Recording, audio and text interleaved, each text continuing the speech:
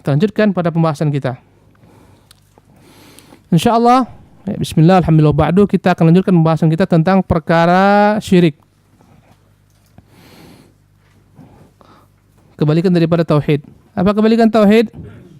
Syirik. Apa itu definisi syirik? Syirik adalah musyabahatullah bi khalqih. Syirik definisinya adalah menyamakan Allah dengan makhluknya dalam perkara-perkara yang spesial milik Allah semata. Apa itu syirik? Menyamakan Allah dengan makhluknya dalam perkara-perkara yang spesial milik Allah Subhanahu wa ta'ala semata. Contohnya, siapa yang menciptakan alam semesta? Allah. Ketika ada orang mengatakan, enggak, wali ini Abdul Qadir Jalil menciptakan alam semesta, berarti dia telah tergelincir kepada kesyirikan. Subhanallah. Karena itulah syirik dapat terjadi dalam 3 perkara. Pertama, dalam perkara rububiyah. Afwan, ini pakai bahasa istilah-istilah agama ya. Kesyirikan dalam rububiyah. Apa itu kesyirikan dalam rububiyah? Kita harus memahami kata-kata Rabb dulu. Rububiyah. Rabbun dalam bahasa Arab, Rabbun, ya Rabbi, ya Rabbi. Apa arti Rabbun? Ya, apa arti ya Rabbi? Rabbun dalam bahasa Arab yakni bermakna pencipta, pemelihara, pengatur. Ya, inilah makna Rabb. Pemilik. Makanya pemilik rumah disebut dalam bahasa Arab Rabbud Dar, pemilik rumah. Dia yang menciptakan rumah tersebut, dia yang mengaturnya, dia yang menjaganya. Maka makna tauhid rububiyah adalah meyakini hanya Allah semata pencipta alam semesta, pengaturnya, penjaganya. Ini namanya tauhid rububiyah. Siapa yang bisa mengulangi lagi? Apa itu tauhid rububiyah? Siapa yang bisa mengulangin? Fadhal. Meyakini bahwa hanya Allah Subhanahu wa taala yang menciptakan alam semesta, pengaturnya, pemeliharanya, penjaganya. Maka kesyirikan dalam tauhid rububiyah adalah tatkala seseorang meyakini adanya makhluk lain atau adanya sesuatu selain Allah yang turut serta mencipta, mengatur alam semesta, menjaganya, memeliharanya. Ya.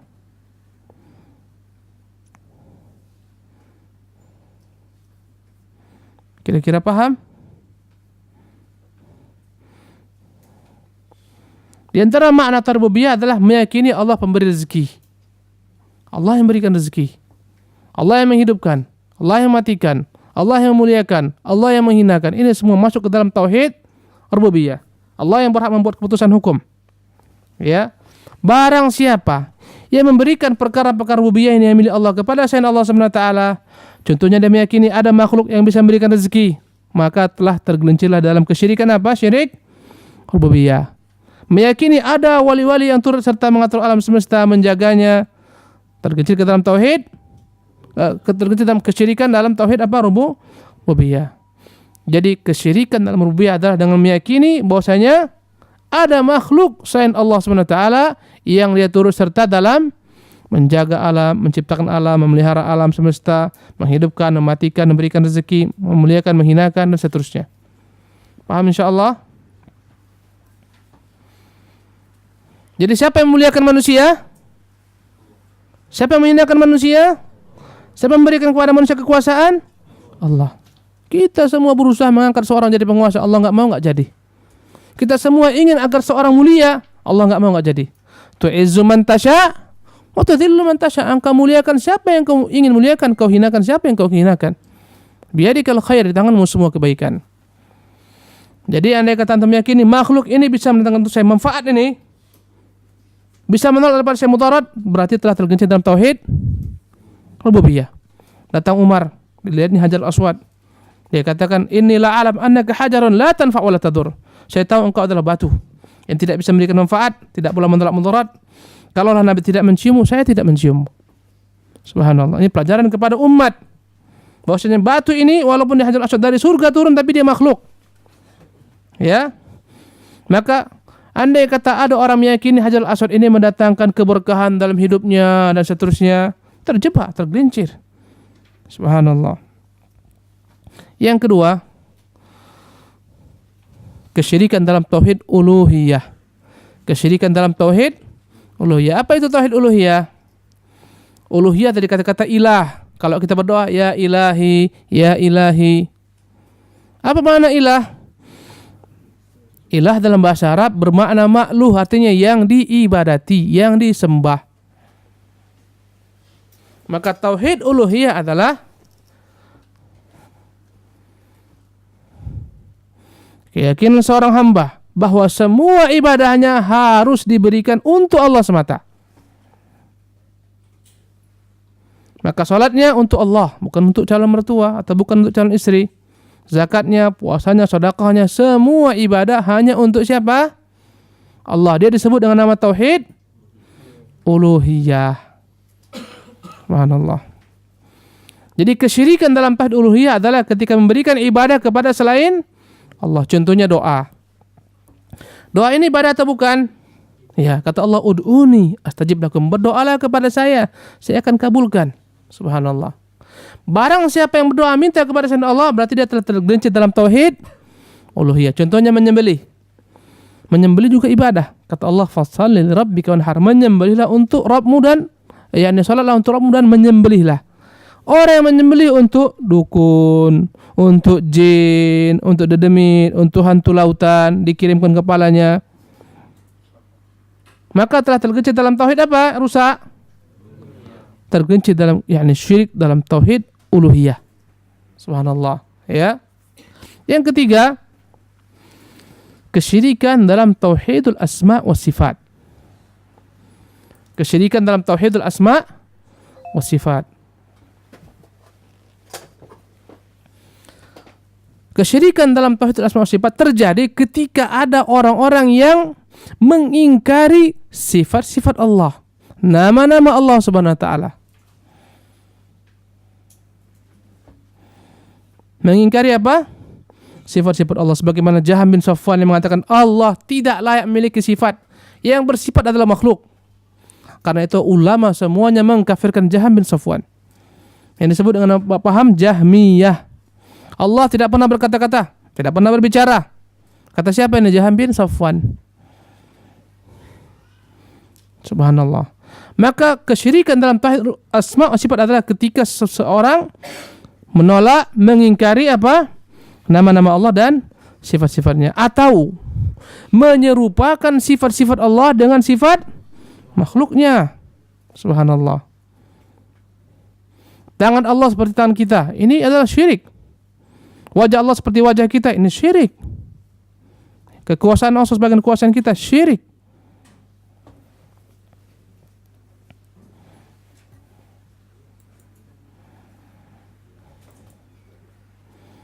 Udah? Kemudian kesyirikan juga dapat terjadi dalam bentuk syirkun fit tasyri'. Syirik dalam membuat undang-undang selain undang-undang Allah Subhanahu wa taala, selain hukum Allah Subhanahu wa taala. Namanya syirkun fit tasyri'. Kesyirikan dalam membuat syariat.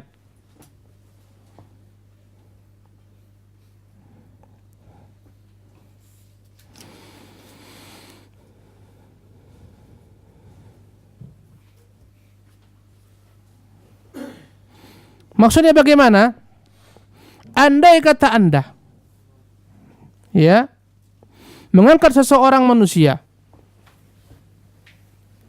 membenarkan apapun keputusannya, pernyataannya, perkataannya dalam segala hal, seolah-olah bagikan firman Allah Subhanahu wa taala, maka Anda telah terjebak menjadikan dia sebagai Tuhan dari selain Allah Subhanahu wa taala.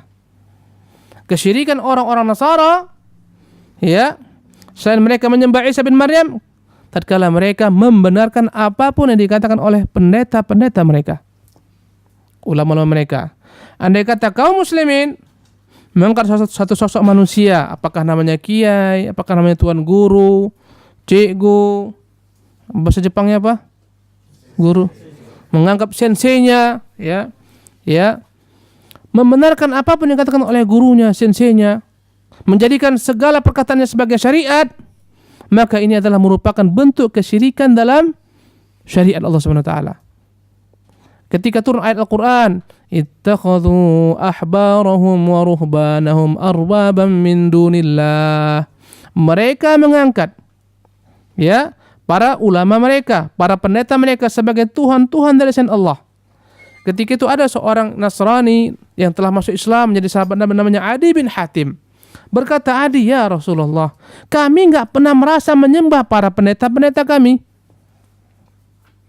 Berkata Rasulullah, wahai Adi, bukankah mereka menghalalkan apa-apa yang Allah haramkan, kalian ikuti mereka? Iya ya Rasulullah. Bukankah mereka menghalalkan apa-apa yang Allah haramkan, kalian mengikuti mereka? Benar ya Rasulullah. Kata Rasulullah, fatilka ibadatuhum. Itulah makna menyembah mereka. Kalau andai kata antum jadikan sebagai rujukan antum satu sosok manusia, Pak Yai ini. Kalau kata Pak Yai, ini musuh, antum musuhi dia. Pak Yai bilang, ini kawan, antum kawani dia. Pak Yai bilang, ini halal, antum halalkan. Ini haram, antum haramkan. Sementara bertentangan dengan nas, antum telah menjadikan Pak Yai tersebut sebagai apa? Sebagai Tuhan dari selain Allah SWT, seolah-olah dia buat syariat. Dan Allah mengatakan, am lahum syuraka'u syara'u lahum minad dini ma lam ya'dzan billah. Apakah mereka memiliki sekutu-sekutu yang membuat untuk mereka hukum yang tidak pernah Allah SWT izinkan? Maka jangan kita anggap sepele ini. Ya, menjadikan seseorang yang diikuti dalam segala hal telah menjadikannya sebagai apa? Tuhan dari selain Allah SWT. Hukum Genghis Khan, apa yang kata Genghis Khan itu menjadi hukum. Islam tidak. Siapapun manusia wajib taat dan tunduk kepada hukum Allah dan Rasulnya. Siapapun manusia, andai kata perkataan yang berbenturan dengan perkataan Rasulnya, wajib dibuang dan dicampakkan perkataannya.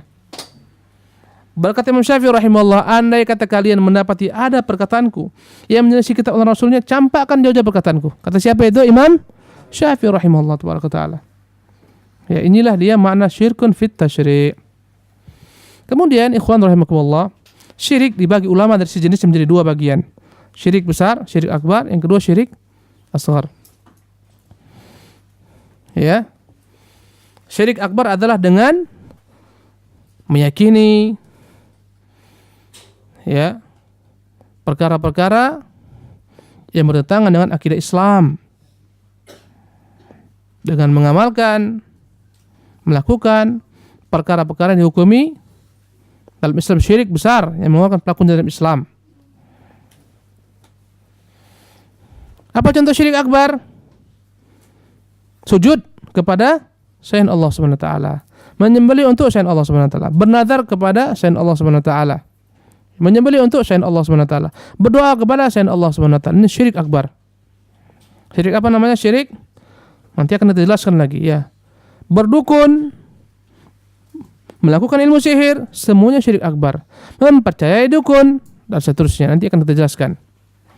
Adapun yang kedua namanya syirik apa? Syirik kecil, disebut juga dengan nama syirkun asghar, yaitu segala macam perkara baik berupa perkataan ataupun perbuatan yang dihukum dalam agama dia syirik kecil yang tidak membuat dia keluar daripada Islam. Dalam bentuk perkataan seperti apa?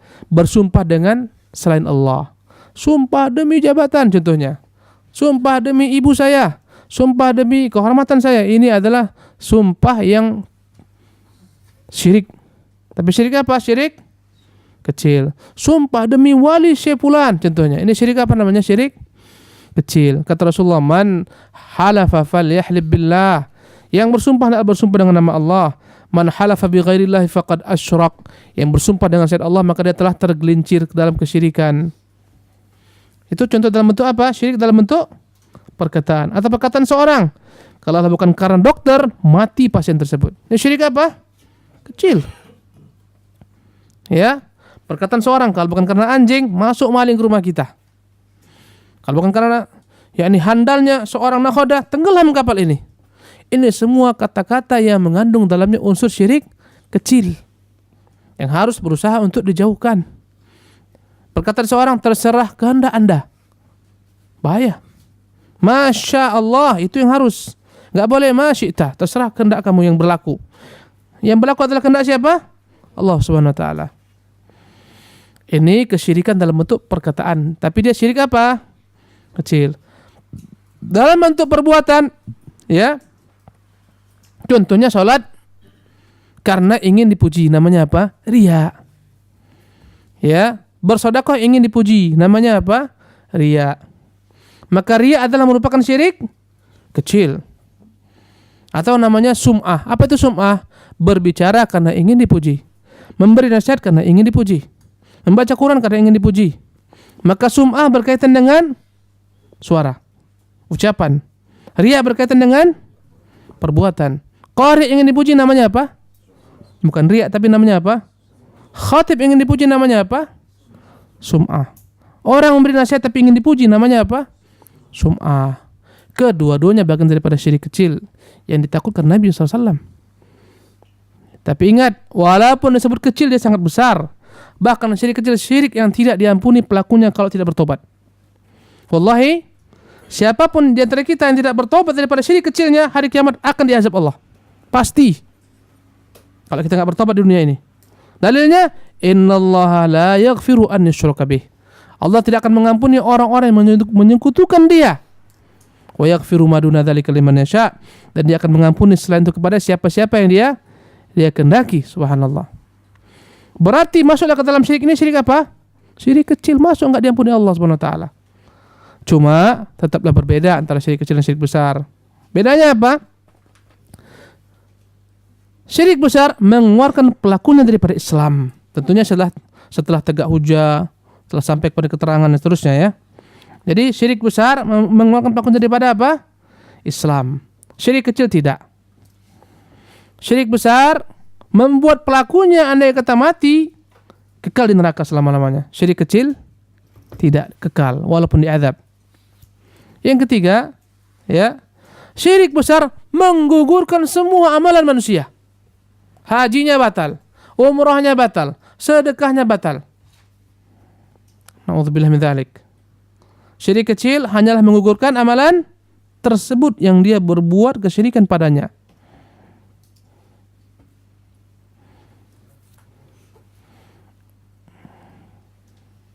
Inilah dia beda antara syirik besar dan syirik kecil. Subhanallah. Baik. Kemudian, ikhwan rahimakumullah, kita akan membahas tentang pembatal syahadat. Kapan kesaksian seorang gugur? Nggak ada makna. Batal syahadatnya kapan? Subhanallah.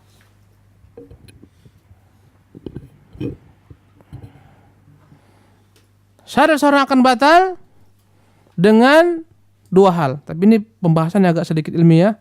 Tolong antum agak sedikit ini agak sedikit berat.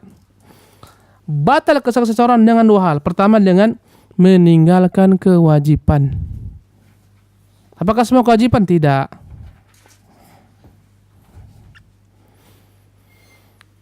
Kapan batal yakni syahadat seorang? Pertama dengan meninggalkan kewajiban. Apakah semua kewajiban? Tidak. Akan kita jelaskan sekarang. Dalam Islam, kewajiban dibagi tiga. Pertama, kewajiban dalam i'tikad. Yang kedua, kewajiban dalam ucapan. Ketiga, kewajiban dalam perbuatan.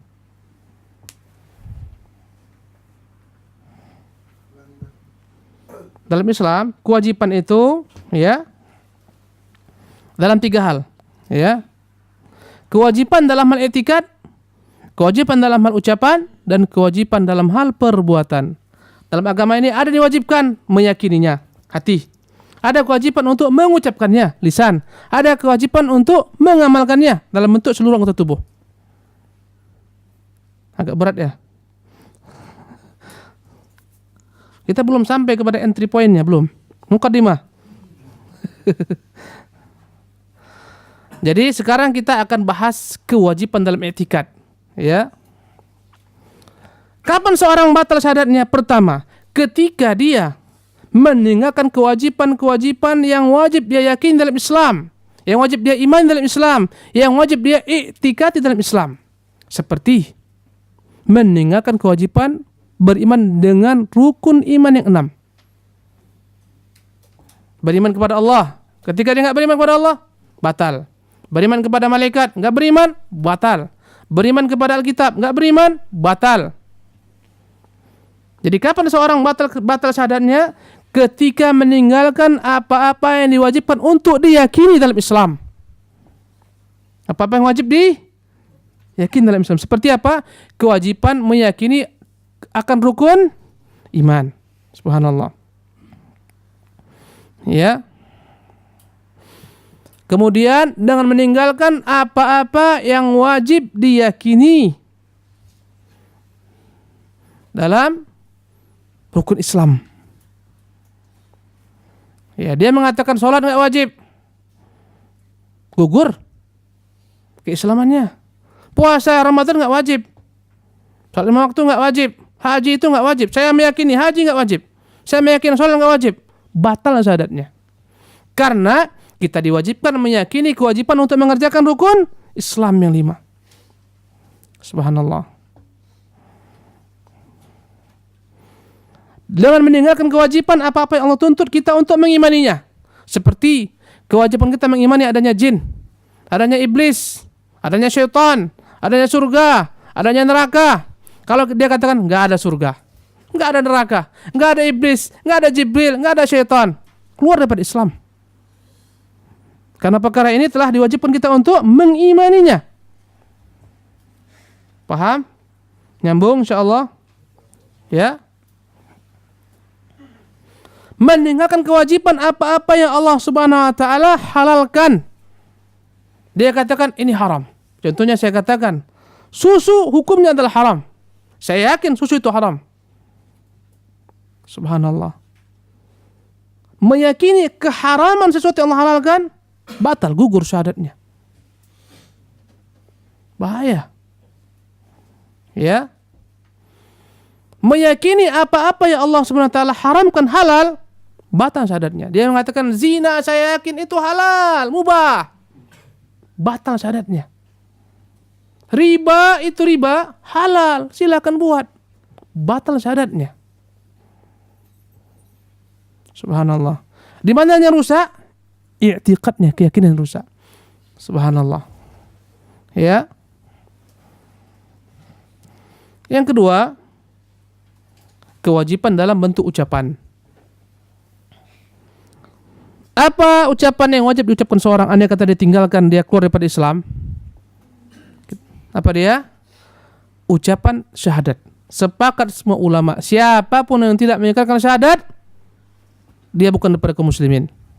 Makanya Abu Thalib enggak masuk ke dalam golongan kaum muslimin. Yang meninggalkan kewajiban melafazkan syahadat, keluar daripada Islam. Subhanallah. Jadi di antara semua perkataan ada perkataan yang wajib diucapkan. Apa dia? Syahadat. Yang meninggalkannya dia akan keluar daripada Islam. Antum paham? Berarti satu aja itu. Ya, meninggalkannya menjadi seorang batas syahadatnya apa? Atau ya dia keluar daripada Islam apa? Meninggalkan syahadat. Yang ketiga, kewajiban dalam bentuk amalan, ya kan? Dalam bentuk amalan ini para ulama berselisih pendapat dalam meninggalkan rukun Islam yang 4. Salat, zakat, puasa, dan haji. Semua mereka sepakat yang meninggalkan syahadat dia kafir. Yang meninggalkan mengucapkan syahadat dia kafir, sepakat. Tapi ulama berselisih hukum meninggalkan rukun Islam yang 4 tadi. Salat, zakat, puasa, dan haji. Tetapi kebanyakan ulama mengatakan bahwasanya dengan meninggalkan selain salat, zakat, puasa, haji, seseorang tidak dianggap kafir jika dia meninggalkannya karena karena enggan melaksanakannya, meyakini kewajibannya. Ya. Dia tahu puasa itu wajib tapi dia enggak berpuasa. Kebanyakan ulama mengatakan dia tidak kafir dengan meninggalkan puasa Ramadan. Dia tahu wajib haji dan dia telah punya uang segala macam tapi dia enggan mengerjakannya. Para ulama berselisih dalam mengkafirkannya. Dia tahu zakat itu wajib, telah sampai nisabnya, telah sampai haulnya tapi dia enggan mengeluarkan zakatnya. Malas, enggak mau. Ulama berselisih dalam mengkafirkan 3 perkara ini yang meninggalkannya. Walaupun kebanyakan ulama mengatakan tidak kafir orang yang meninggalkannya. Tapi diperangi. Tapi apa? Sebagaimana Abu Bakar memerangi orang yang meninggalkan zakat. Subhanallah. Tapi tidak dikafirkan. Perkara yang begitu sering terjadi antar ulama dalam hal amalan yang membuat seorang keluar daripada Islam adalah meninggalkan apa? Salat. Ini sangat sekali. Subhanallah. Ketika dia meninggalkannya karena bermalas-malasan. Kalau dia meyakini enggak wajib, jelas apa dia? Keluar daripada Islam. Batal syahadatnya. Kenapa Anda enggak salat? Alah, malaslah saya salat. Dingin kali, payah wudhu nih musim dingin di Jepang. Ya. Ulama berselisih pendapat. Adapun sebagian ulama mengatakan kafir dengan ketentuan hadis al-ahdul ladzi bainana as-salatu faman tarakaha faqad kafar. Ikatan kita sama orang Islam salat meninggalkan telah kafir. Subhanallah. Perkataan Ibnu Mas'ud, kami menganggap para sahabat tidak ada suatu amalan yang meninggalkan yang kufur kecuali meninggalkan salat. Subhanallah. Ini pendapat ulama. Adapun pendapat sebagian mengatakan selama dia tidak mengingkari kewajibannya tidak kafir. Ya, tapi dipaksa untuk salat. Enggak mau salat. Mazhab yang 3, mazhab yang 2, mazhabnya Imam Syafi'i, mazhab Imam Malik dibunuh. Subhanallah. Abu Hanifah mengatakan enggak, dipaksa terus sampai dia mau dipukul. Dan mazhab Malik mengatakan dibunuh, dikuburkan di kuburan kaum muslimin. Subhanallah. Adapun mazhab Imam Ahmad bin Hanbal, dia meninggalkannya sekali saja atau dia meninggalkan salat, ya, dianggap kafir. Dan para ulama yang berpendapat kafir meninggalkan salat, mereka pun berselisih. Kapan dikatakan kafir? Ada yang mengatakan dengan satu salat ditinggalkan kafir. Enggak salat asar kafir. Ada yang mengatakan jika meninggalkan sebagian besar salat kafir. Ya, berselisih pendapat mereka. Tetapi mereka semua sepakat andai kata dipaksa dia tetap enggak salat, dibunuh, ya maka dibunuh dalam keadaan kafir. Dikuburkan di mana? Kuburan orang-orang non muslim, enggak dibagikan harta warisnya kepada keluarganya dan seterusnya. Subhanallah. Jadi inilah perkara yang membuat seorang batal syahadatnya dalam bentuk amalnya, itu meninggalkan apa? Salat. Baik, kembali ke puncak pembahasan kita. Tadi kita katakan syahadat itu akan batal dengan dua perkara. Pertama dengan meninggalkan. Udah paham lah antum apa kewajiban saya masuk di sini kan? Bukan semua kewajiban, nanti jangan salah paham. Ya. Kewajiban beri nafkah anak, enggak diberinya nafkah anaknya. Kafir antum bilang enggak, bahaya. Yang kedua, bahkan gugur seseorang kesaksiannya syahadatnya dengan mengerjakan larangan. Ini pun masih global. Hati-hati antum. Jangan pulang sebelum selesai pembahasan ini. Kalau pulang antum keluar bahaya. Larangan dalam Islam ya ada yang berbentuk ucapan dan ada pula yang berbentuk perbuatan. Ya. Dalam Islam dilarang melecehkan agama, memperolok-olok agama dengan perkataannya. Siapapun yang mengatakan perkataan yang ujungnya melecehkan agama, ya, melecehkan Islam, melecehkan Quran, melecehkan sunnah Rasulullah, melecehkan balasan-balasan pahala, ya, melecehkan siksa-siksa api neraka. Sebagaimana orang mengatakan saya nanti kalau masuk neraka, nanti malaikat-malaikat itu saking geramnya dia sepak saya, saking kuatnya keterusan masuk ke dalam surga. Ini bahaya ucapan seperti ini. Bahaya ini. Ya, bahaya. Saking geramnya malaikat disepaknya saya terus sampai ke surga. Bahaya. Ini ucapan yang melecehkan agama. Subhanallah. Kata-kata seperti ini melecehkan agama. Semua ucapan yang melecehkan agama membuat pelakunya batal kesaksiannya. Ya. Kata Allah, "Qul abillahi wa ayatihi wa rasulihi kuntum tastahzi'un la ta'tadhiru faqad kafartum ba'da imanikum."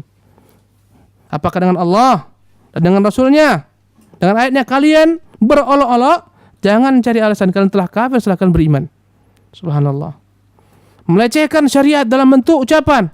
Apa itu jilbab? Masa perempuan yang cantik-cantik Allah ciptakan makhluk yang indah disuruh pakai jilbab? Apa itu jilbab? Perempuan pakai hijab, pakai cadar, ini ninja. Hati-hati. Hati-hati. Apa itu perintah-perintah jenggot itu sama dengan kambing? Hati-hati. Bahaya. Itu syariat Rasulullah SAW. Antum nggak mampu mengamalkannya, jangan celah. Mencelanya bisa kufur. Subhanallah. Inilah perkara-perkara yang mengerjakannya dalam bentuk ucapan akan membuat pelakunya keluar daripada Islam, batal syahadatnya. Subhanallah. Ya. Tentunya menghina Rasulullah, menghina agama Islam, menghina ya para sahabat-sahabat Rasulullah. Ini bahaya, kufur. Abu Bakar, apa Umar, mereka itu dedengkot berhala-berhala Quraisy, bagaimana orang-orang Syiah Rafidhah yang menghina keduanya. Menghina istri Rasulullah, ini penzina, pelacur, ya dan billah. Antum lihat bagaimana situs mereka, bagaimana mereka melecehkan Ummul Mukminin Aisyah, mencela Muawiyah. Ini kufur. Dengan nas Al-Qur'anul Karim. Yang membenci para sahabat, mereka kafir. Ketika Allah menceritakan tentang para sahabat, ya, Muhammadun Rasulullah. Muhammad itu Rasulullah. Walladzina ma'ahu, dan orang-orang yang menyertainya, asyidda'u 'alal kuffar, mereka begitu tegasnya kepada orang kafir, ruhama'u bainahum, mereka saling merahmati sama mereka, tarahum ruk'an sujjadan, engkau melihat mereka rukuk sujud, yabtaguna fadlan minallahi wa ridwanah, mencari keridhaan Allah dan rahmat Allah Subhanahu wa taala. Simahum fi wujuhim min athari sujud, tanda-tanda mereka tampak dalam wajah-wajah mereka terang benderang karena bekas sujud. Dzalika mathaluhum fit Taurat, itulah perumpamaan mereka dalam kitab Taurat. Berarti para sahabat ada dalam kitab Taurat. Wa mathaluhum fil Injil, adapun perumpamaan mereka dalam kitab Injil, kazar'in akhraja shat'ahu fa'azarahu fastaghlada wastawa 'ala suqi yu'jibu az-zurra'a liyaghidha bihimul kuffar. Adapun dalam Injil, perumpamaan mereka bagaikan pokok yang begitu kuatnya akarnya menghujam ke bumi, begitu kuatnya batangnya, memberikan buah yang membuat orang-orang terkagum-kagum melihatnya. Kata Allah, liyaghidha bihim al-kuffar, agar gemes, agar benci, agar dongkol kepada mereka orang-orang kafir. Berarti yang dongkol kepada para sahabat apa? Kafir. Yang mencela Abu Bakar, Umar, kafir. Dengan nas ayat Al-Quran Karim. Maka orang-orang Rafidhah Syiah bukan daripada kaum muslimin. Mereka diperintahkan untuk mendoakan para sahabat, mereka mencela melaknat para sahabat. Subhanallah. Dan sekarang Allah, Indonesia berkembang begitu dahsyatnya, mereka punya radio-radio sampai 14 stasiun radio mereka menyebarkan akidah agar kaum muslim meninggalkan sunnah. Kenapa? Sahabat semua tercela. Bagaimana akan menerima hadis daripada Aisyah yang penzina? Subhanallah. Abu Bakar, Umar merampas kekhalifahan daripada Ali. Tujuan mereka adalah meruntuhkan sunnah. Radio mereka tersistematis, subhanallah. Dana mereka yang mengalir. Dahsyat sekarang, dahsyat sekali Syiah. Allahu Akbar. Bahkan mereka dompeng di belakang daripada sebagian orang Islam di baliknya mereka untuk memerangi sunnah. Kita diperangi, sunnah diperangi, wallahi. Di mana-mana seluruh nasional negeri kita sunnah diperangi, di belakangnya Syiah. Tapi jadi umpannya ya agar kita berhadapan dengan orang terbesar di negeri kita, belakangnya Syiah. Subhanallah, bahaya sekali. Baik, kembali kepada pangkal masalah. Adapun dalam hal perbuatan, ya, apa perbuatan yang membuat seorang keluar daripada Islam? Perbuatan menunjukkan dia, yakni membenci Islam, membenci simbol-simbol Islam, membenci agama Islam. Contohnya, membuang Quran dibuangnya, di depan mata kita, ya, mengoyak, merobek-robek Quran Karim, melecehkan simbol-simbol agama dengan perbuatannya. Ya, sebagaimana orang Syiah, para sahabat merupakan simbol-simbol agama. Mereka buat di tangga-tangga mereka, Abu Bakar, Umar, mereka pijak-pijak, Utsman. Sampai pada hari Karbala mereka buat kambing itu dalam bacaan Aisyah. Mereka lempari pakai batu kambing Aisyah. Bodohnya mereka. Kayak orang-orang demo sekarang yang ganjang Israel, benderanya dibakar. Apa guna? Bakar bendera Israel nggak ada guna. Ada manfaatnya? Nggak ada kan? Israel ketawa aja, bodoh orang Islam ini. Bakarlah 1000 bendera, nggak ada guna, bukan kami kok ini bakar. Jadi mengamalkan mengerjakan apa-apa yang terlarang dalam agama yang merupakan bentuk daripada kebenciannya kepada Islam, membatalkan keislamannya. Subhanallah. Contohnya menyembelih untuk jin, ini amal membatalkan keislaman, rusak akidahnya. Subhanallah. Berdoa kepada selain Allah Subhanahu wa taala, rusak akidahnya. Menyembelih untuk selain Allah Subhanahu wa taala, rusak akidahnya, gugur la ilaha illallahnya.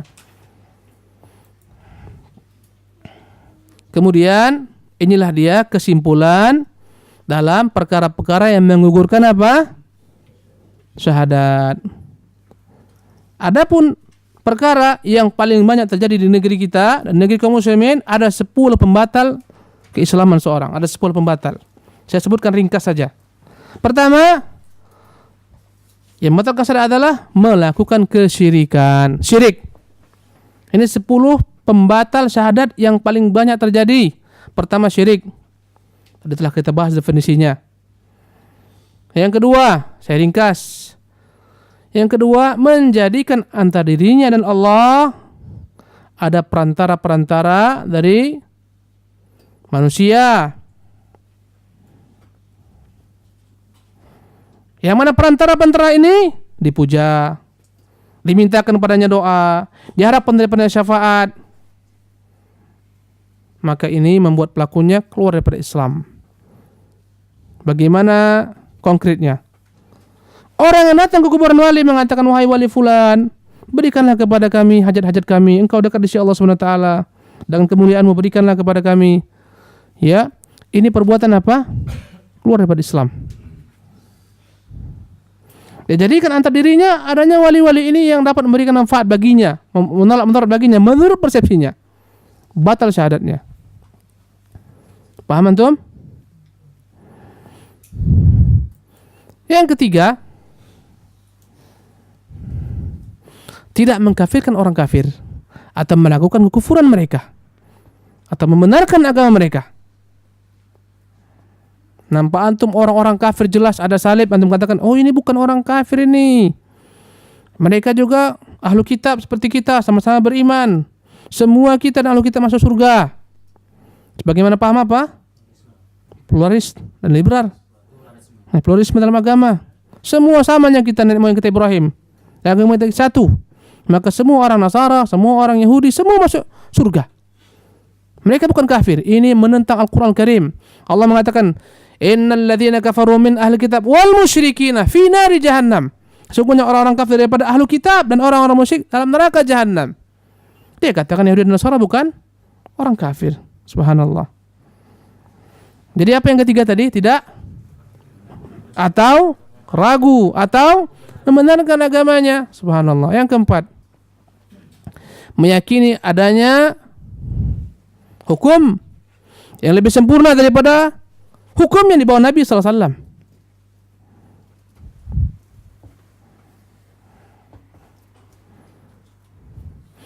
Atau meyakini hukum dan undang-undang buatan manusia itu lebih baik daripada syariat Muhammad, keluar daripada Islam. Dia mengatakan Islam sekarang udah terlambat, ketinggalan zaman, gak berlaku lagi itu. Akhirnya dia buat undang-undang sendiri, peraturan sendiri, hukum sendiri, dan dia menganggap hukum inilah yang terbaik, lebih sempurna daripada hukum Muhammad. Subhanallah. Ini dia telah membuat pelakunya apa? Keluar daripada Islam. Berapa udah? Yang kelima, membenci apa yang dibawa Nabi SAW dalam bentuk syariat, sekalipun dia tetap melakukannya. Perempuan membenci jilbab, walaupun dia berjilbab tetap keluar daripada Islam. Untuk melihat ya, sebagian negara-negara Timur Tengah, perempuannya berjilbab bukan karena keyakinan, tapi karena apa? Tradisi. Sampai di bandara lepas semuanya. Saya melihat sampai di Riyadh dah lepas, semua lepas, pakai bajuan biasa. Yang seksi-seksi itulah. Kenapa dia pakai jilbab? Karena apa? Karena tradisi kami sana, kalau enggak bahaya. Bukannya keyakinan. Subhanallah. Jika dia membaca jilbab karena faktor ini, walaupun dia mengamalkan kufur, ya'dzan billah. Ya. Contohnya, afwan, syariat poligami. Bahaya ini. Kadang-kadang perempuan-perempuan, apa Islam ini? Kasihan perempuan, dihinakan dalam Islam. Bagaimana perempuan dibolehkan dinikahi 2, 3, 4, laki-laki enggak boleh? Seorang perempuan memiliki 2, 3 laki-laki, 4 laki-laki. Ini apa ini? Ini pelecehan, bahaya. Subhanallah. Karena syariat itu adalah syariat dibawa oleh Rasulullah SAW. Senang kayaknya antum ini. Subhanallah. Hati-hati kita. Ya. Berapa udah? 5. Yang keenam, melecehkan apa yang dibawa Nabi SAW. Tadi saya jelaskan tadi ya. Yang ketujuh, melakukan sihir dan sejenisnya. Ada namanya pelet. Tahu antum pelet? Bukan makanan ikan, bukan makanan burung. Dia berhubungan dengan jin. Dia senang kepada seorang perempuan, dikerjainya perempuan tersebut. Ini namanya pelet, namanya basar al-atfu. Subhanallah. Ini hukumnya apa? Keluar daripada Islam, batal la ilaha illallahnya. Namanya adalah as-sarfu, membuat suami benci kepada istrinya. Sihir. Kadang-kadang ada orang enggak senang suami istri itu damai, dikerjai. Tiap kalau istrinya pulang, nampak bagi suaminya bagikan singa, takut. Subhanallah. Supaya dia menceraikan istrinya, supaya dikawin dengan dia. Namanya apa dalam bahasa Arabnya? As-sarfu. Semuanya kufur. Keluar daripada Islam. Yang keberapa berikutnya? 8. Menjadi pembela dan pembantu orang-orang musyrikin dalam menghadapi kaum muslimin. Jelas batal la ilaha illallahnya.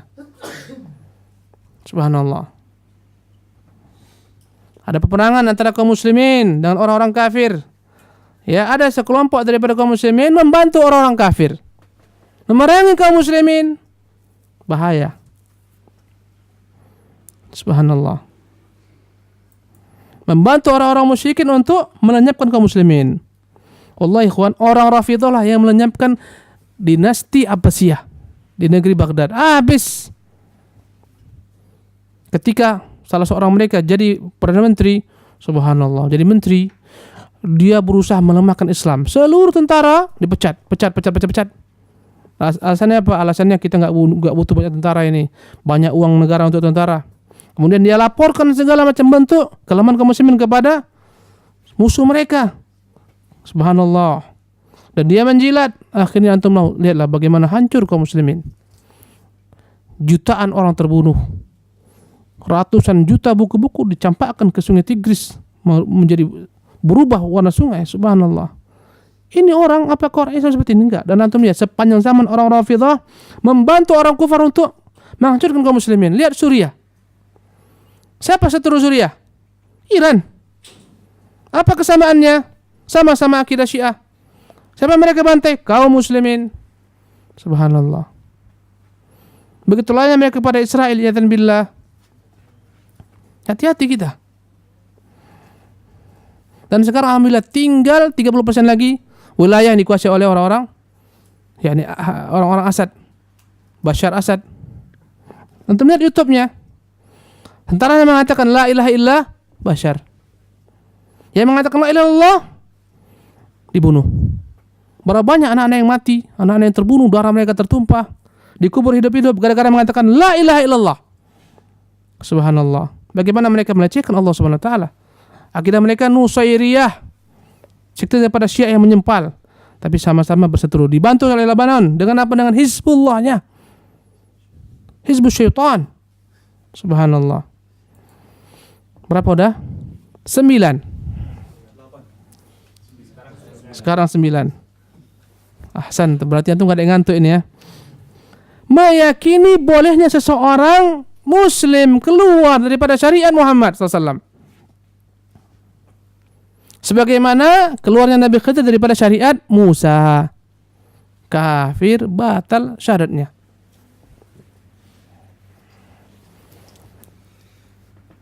Bagaimana konkretnya ini? Dalam akidah, dalam keyakinan orang-orang orang-orang sufi. Orang-orang sufi bukan suka pigi. Sufi, mereka meyakini ada tingkatan tertinggi seseorang lepas daripada syariat. Ya, enggak sholat, enggak ada yang namanya haram untuknya, semua halal. Dengan anggapan syariat itu untuk orang awam. Kami ini bukan orang awam lagi, kami ini orang khusus, khawasul khawas. Enggak pernah sholat. Kenapa enggak sholat? Iya, itu kan untuk orang awam. Kami bukan orang awam lagi, enggak sholat dia. Lalu apa? Allah mengatakan, dia pakai dalil loh, hati-hati antum.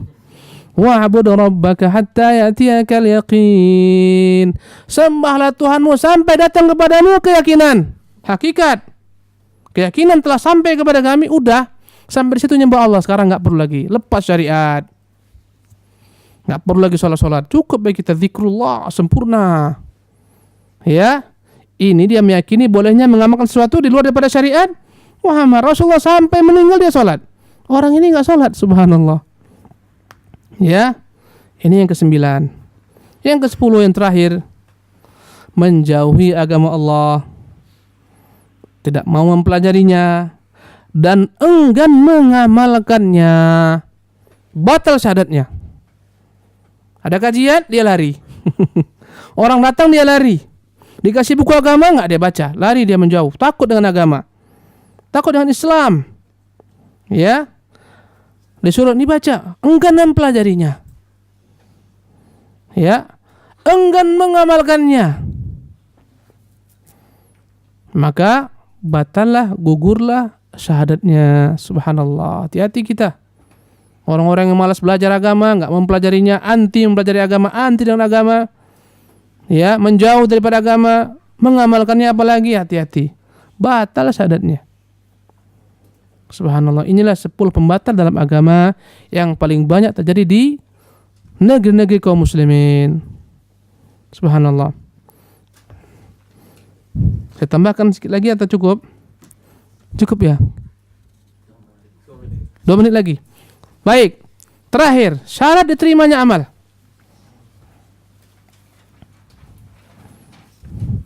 Semua amalan manusia, amal ibadah kita akan ditolak oleh Allah SWT kecuali terpenuhi 2 syarat. Sebesar apapun amal ibadah itu enggak guna jika kurang daripada satu daripada 2 syarat ini. Pertama adalah syarat ikhlas. Kalaupun antum berinfak 1 Tokyo ini antum infakkan untuk kaum muslimin, Tokyo ini antum beli semuanya jadi milik antum. Infakkan untuk kaum muslimin, ya. Tapi andai kata enggak ikhlas karena dipuji, semuanya sia-sia, gugur. Subhanallah. Yang pertama apa syaratnya? Yang kedua, enggak cukup ikhlas. Hanya dapat sempurna jika dipenuhi dengan syarat yang kedua. Apa itu? Mengikuti contoh Nabi, mutaba'atun Nabi SAW. Ya. Ikhlas dia beribadah, sholat zuhur, tapi enggak mengikuti contoh Nabi. Orang orang melaksanakan sholat zuhur 4 rakaat, dia buat 8 rakaat. Diterima enggak sholat zuhurnya? Kenapa enggak diterima? Enggak ittiba aku Nabi SAW. Subhanallah. Maka semua ibadah harus ikhlas. Pertama, yang kedua mengikuti contoh. Kalau enggak gugur ibadahnya, enggak diterima oleh Allah SWT. Demikianlah kajian kita dari sisi materi pada hari ini. Wallahu tabaraka ta'ala alam. Wa sallallahu wasallam Muhammad. Pertanyaan yang bagus sekali. Apakah manfaat yang bisa didapatkan seorang muslim di kehidupannya di dunia ini bila ia memiliki akidah yang benar? Subhanallah. Apa sih manfaatnya kita memiliki akidah yang benar? Pertama, ketentraman dalam hati kita dan dalam jiwa kita, keamanan dalam harta kita dan darah kita. Berkata Rasulullah SAW, umirtu an uqatilan nas hatta yaqulu la ilaha illallah. Aku diperintahkan untuk memerangi manusia sampai mereka mengucapkan kata-kata la ilaha illallah. Fa in qaluha, andai kata mereka mengatakannya, asamu minni dima'ahum wa amwalahum. Mereka telah menjaga daripadaku harta mereka dan darah mereka. Wa hisabuhum 'ala Allah. Adapun perhitungan mereka dengan apa yang mereka buat setelah ini diserahkan kepada Allah Subhanahu wa taala.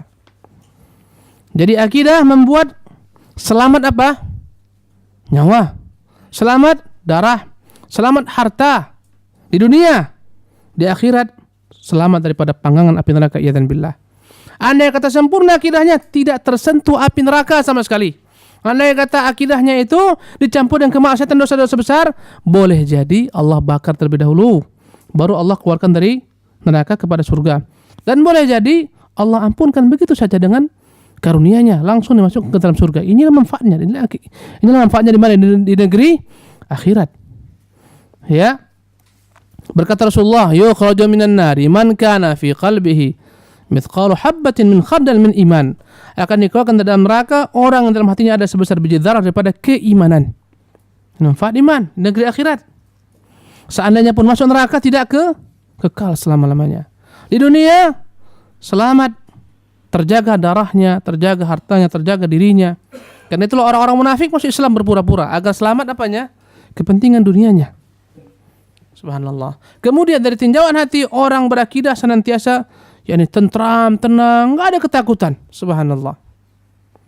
Ya.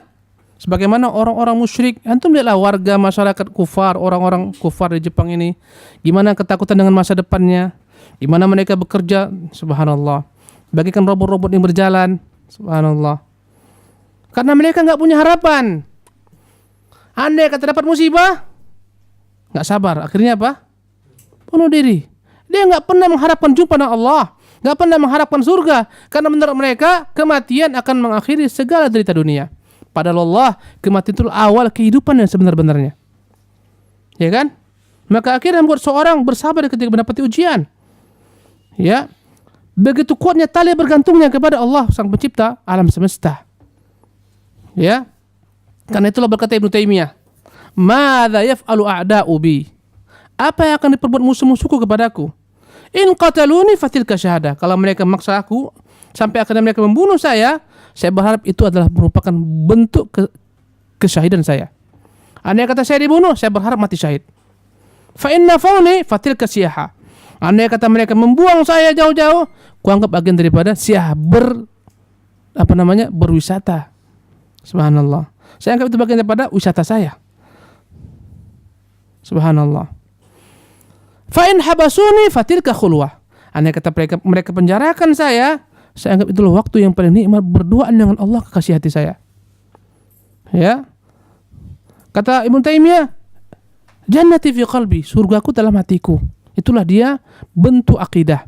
Sampai berkata Ibnu Qayyim, yang tidak pernah masuk ke dalam surga di dunia ini berupa ketenangan jiwa, tidak akan pernah masuk surga akhirat. Orang-orang beriman, subhanallah, begitu nikmat hidup mereka, tenang, tentram, dan seterusnya. Ini adalah merupakan manfaat-manfaat akidah jika dia benar. Apakah ada perbedaan antara ulama dalam perkara-perkara akidah? Kita katakan tidak ada perbedaan antara ulama dalam perkara-perkara akidah. Semuanya sama akidahnya. Ya, walaupun dalam perkara-perkara tertentu yang sedikit sekali ada perbedaan. Ya. Tapi dalam perkara-perkara yang sifatnya cabang-cabang daripada pembahasan akidah. Contohnya, apakah pernah Rasulullah melihat Allah Subhanahu wa taala? Ada asar daripada sebagian sahabat seperti Ibnu Umar mengatakan Rasulullah pernah melihat Allah SWT. Tetapi sebenarnya yang benar Rasulullah tidak pernah melihat Allah SWT. Ya, adapun perkataan Ibnu Umar itu maksudnya adalah melihat Allah dengan mata hatinya, bukan dengan mata kepalanya. Ini perkara-perkara akidah yang ada sedikit perselisihan antara sahabat. Ya. Bertanya Aisyah kepada Rasulullah, "Hai ra'ait rabbak, apakah engkau pernah melihat Tuhanmu?" Berkata Rasul, "Nurun anna arah." Cahaya, bagaimana saya melihatnya? Ya, ini ada perselisihan ulama. Seperti menafsirkan hadis, "Innallaha khalaqa Adam ala suratihi." Allah menciptakan anak menurut bentuknya. Sebagian mengatakan bentuknya bentuk Allah SWT, sebagian mengatakan enggak, bentuk Adam. Ada khilaf di sana. Tapi cabang-cabang pembahasan akidah. Ya. Tapi secara ghalib para ulama sepakat dalam perkara-perkara akidah, enggak ada perbedaan. Ya, wallahu tabaraka ta'ala alam.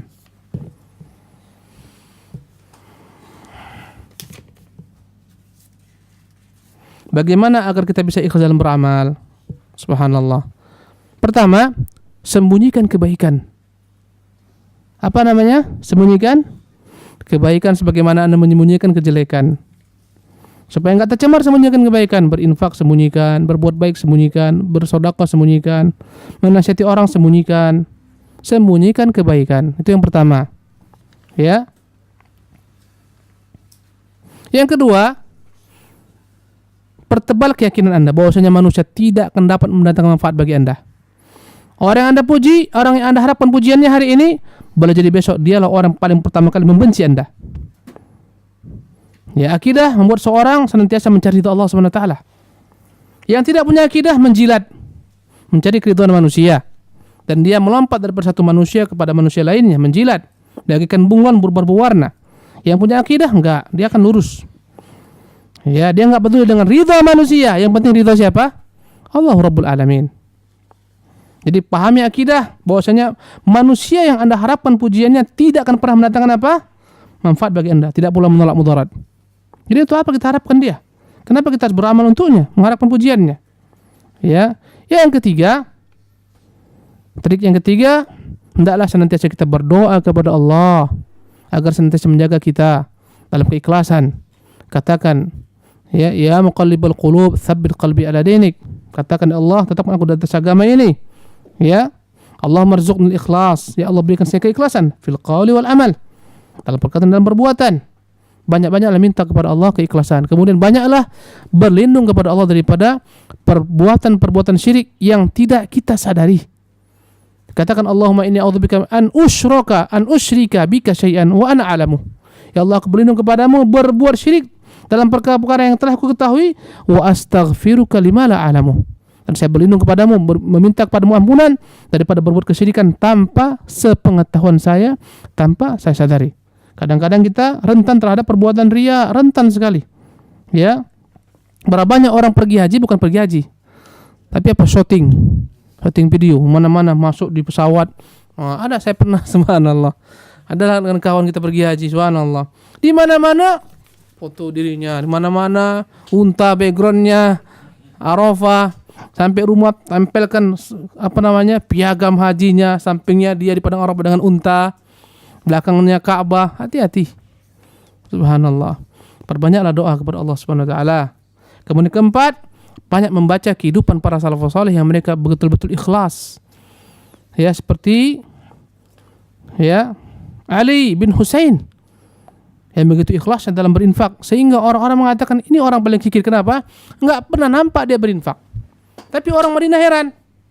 Setelah meninggalnya Ali bin Husain, enggak ada lagi malam hari dibagikan jatah-jatah sembako. Subhanallah.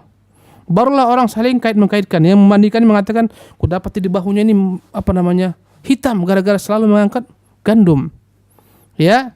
Mereka mengatakan, kami tidak pernah merasa kehilangan sedekah secara sembunyi kecuali setelah meninggalnya Ali bin Husain. Subhanallah. Berarti apa?